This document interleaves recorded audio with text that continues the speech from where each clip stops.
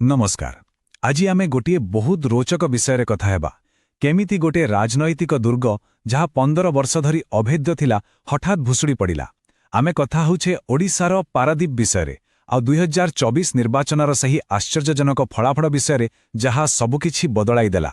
कुहा जाए प्रत्येक निर्वाचन निजे गोटे कहानी लेखे आ पारादीपर एही कहानी यह केवल भोटर संख्या किंबा हारजितर कहानी नुहे। यह हेउछि साधारण लोकंकर आशा सेमानंकर अभियोग आ परिवर्तन पाई थिबा व्याकुलतार एक जीवंत चित्र। 2024 रे पारादीपर एही कहानी रे एक बड़ मोड़ आसिला। एही उपकूलवर्ती शिल्पांचल जहाँ बंदर विशोधनागार आ मत्स्यजीवी भाईमानंक पई परिचित एभଳି एक राजनैतिक परिवर्तन देखिला जहाँ समस्तंकु आश्चर्य करि देथिला। 15 वर्ष भाविले आश्चर्य लागे। यह केवल एक समय नुहे, यह एक पूरा पीढ़ीर राजनैतिक अनुभूति। गोटे दल पई पारादीप एक प्रकार अभेद्य दुर्ग पालटि जाइथिला जहाकु भांगिबा प्राय असंभव मने होउथिला। तो प्रश्न उठुछि हठात एमिति कौन हेला? क्यों कारण पई लोकंक मन बदली गला? केमिति सेही अभेद्य दुर्गर पतन हेला? एसबु प्रश्नर उत्तर खोजिबा ही आमर आजिर एही विश्लेषणर मूल उद्देश्य। चलंतु एहार गभीरताकु जिबा। अच्छा तेबे चलंतु एही राजनैतिक भूकंपर केन्द्रकु जिबा। प्रथमे देखिबा किभଳି 15 वर्षर एही शक्तिशाली गड़रे फाट सृष्टि हेला आउ शेषरे एहा संपूर्ण भावे भुसुड़ी पड़िला। एही संख्यागुड़िक उपर टिके नजर पकांतु। 2019 रे बीजेडी प्रार्थी संबित राउतरायଙ୍କୁ 44.73% भोट मिलिथिला। आउ ठीक 5 वर्ष परे 2024 रे बीजेपी प्रार्थी संपत चंद्र स्वाई पाइले 51.55% भोट। बुझी पाउथिबे यह केवल आसन बदलिवा मुहे, यह एक बड़ धरणर क्षमता हस्तांतर।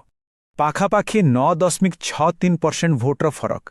राजनीति रे यहाको एक बहुत बड़ व्यवधान बोली धरा जाए। यह केवल गोटिए संख्या नुहे, यह हेउछि हजार हजार मतदातांकर सामूहिक स्वर जो माने परिवर्तन चाहुथिले। ठीक अछि, एबे फलाफलरु आगकु बढ़ी तृणमूल स्तरकु जिबा जेउठी एही परिवर्तनर प्रकृत कहानी लुचि रहिछि। आसंतु सेही लोकंक कथा सुनिबा जेउमानंकर असंतोष एही बड़ परिवर्तनर नियाकु जळाइथिला। सहरर बस्ती अंचलरे लोकंकर मुख्य अभियोग थिला पीबा पानीकु नै। सेमाने कहुथिले पाइप पानी पई केते प्रतिश्रुति मिलिला, हेले सबु प्रतिश्रुति भांगीगला। एहा केवल पानीर समस्या नथिला, एहा थिला सेमानक दैनन्दिन संघर्षर कथा। सेही भली एक बहुत बड़ मत्स्यजीवी संप्रदायर दुख मध्य सामनाकु आसिला।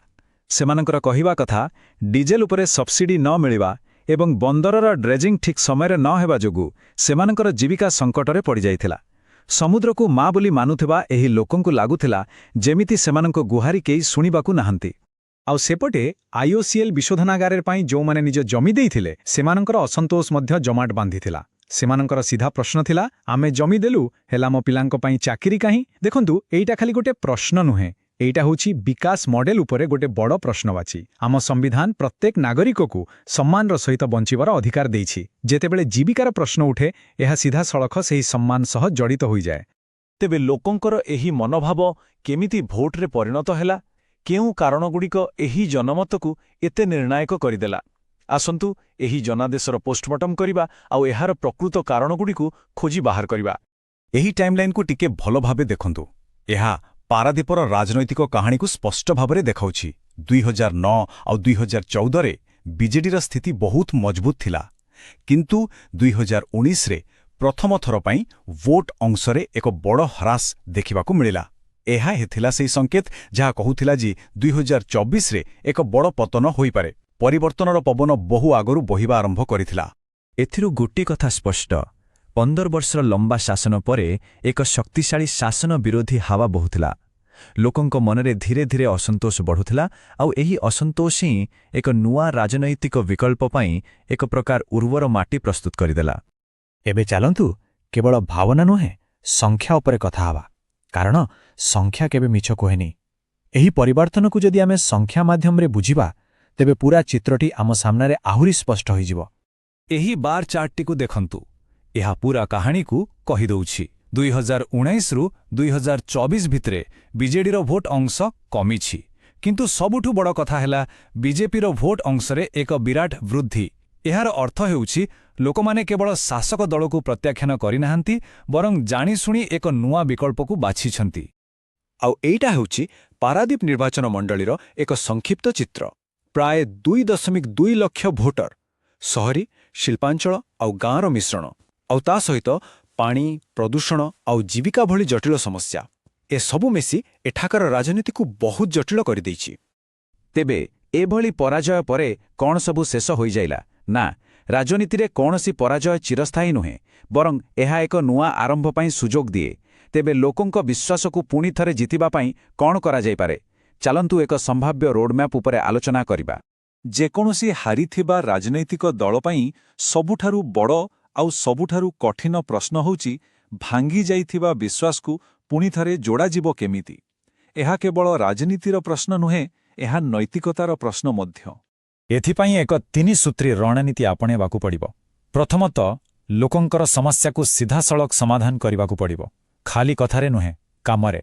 ଦ୍ୱିତୀୟରେ, ତୃଣମୂଳ ସ୍ତରକୁ ଯାଇ ଲୋକଙ୍କ ସହ ପୁଣିଥରେ ସମ୍ପର୍କ ସ୍ଥାପନ କରିବାକୁ ପଡ଼ିବ। ଆଉ ତୃତୀୟରେ, ଦଳୀୟ ସଂଗଠନକୁ ଏମିତି ମଜବୁତ କରିବାକୁ ପଡ଼ିବ ଯେମିତି ତାହା ଲୋକଙ୍କର ସେବା ପାଇଁ ସବୁବେଳେ ପ୍ରସ୍ତୁତ ରହିବ। ଆଉ ଦେଖନ୍ତୁ, ପ୍ରଥମ ପଦକ୍ଷେପ ହିଁ ସବୁଠାରୁ ଗୁରୁତ୍ୱପୂର୍ଣ୍ଣ। ଯେମିତିକି ପାରାଦୀପ ଜଳ ମିଶନ ଭଳି କିଛି ଆରମ୍ଭ କରିବା, ମତ୍ସ୍ୟଜୀବୀଙ୍କ ପାଇଁ ଡିଜେଲ ସବସିଡି ଓ ବନ୍ଦର ଡ୍ରେଜିଂ ପାଇଁ ଏକ ସ୍ପଷ୍ଟ ଯୋଜନା ଘୋଷଣା କରିବା, IOCL କ୍ଷତିପୂରଣ ଓ ଚାକିରି ପାଇଁ ଏକ କମିଟି ଗଠନ କରିବା ଏବଂ ବସ୍ତିରେ ରହୁଥିବା ଲୋକଙ୍କୁ ଜମି ପଟ୍ଟା ଦେବାକୁ ଗ୍ୟାରେଣ୍ଟି ଦେବା।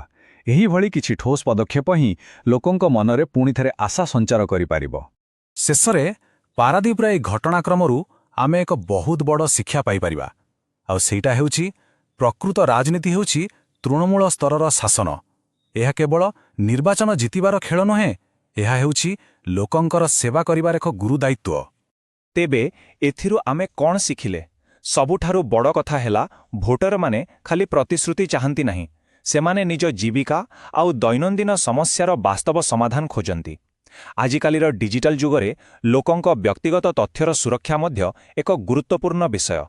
ଭାରତର DPDP ଆଇନ ଅନୁସାରେ ଲୋକଙ୍କ ସହମତି ବିନା ସେମାନଙ୍କ ତଥ୍ୟ ବ୍ୟବହାର କରିବା ଉଚିତ ନୁହେଁ।